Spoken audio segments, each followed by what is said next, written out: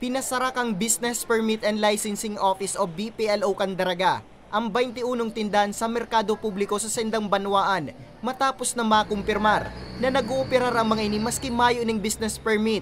Sigun sa pamayok ang BPLO Daraga na si Michael Margallo, Oktubre 18 pa kang ipasarara ninda ang nasambit na mga tindahan.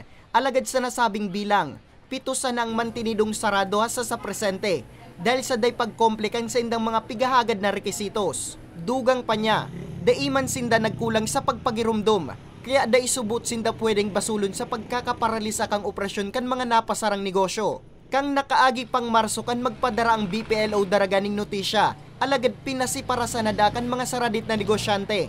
Katunayan, may pigtao pa dasindang palugit sa mga ini.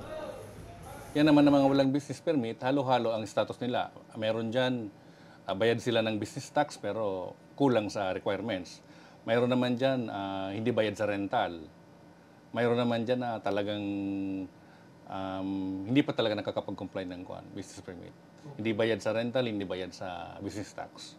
Kabali sa mga napasara iyong tindahan ng gulayon, tindahan ng bunay, maging barbershop asin iba pa. Sigun sa opisina, may mga ginibuman sindang medyos, ngani matabangan ang mga nadidipisila na negosyante sa pagbayad kang business permit. Arog kang pig-uopresirindang installment basis na pwede man aprobitsarang kan sa indang saradit na negosyante. Actually, because of the pandemic, so medyo 2020, 2021, hindi kami nagpasara.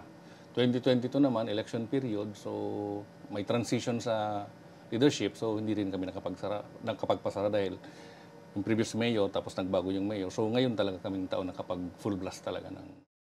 Mientras tanto, ngani matauan pa ning konsiderasyon ang mga negosyante. Madurar sundo sa Pebrero ang renewal kang business permit, kumpara kan dati, na sundo Enero sana.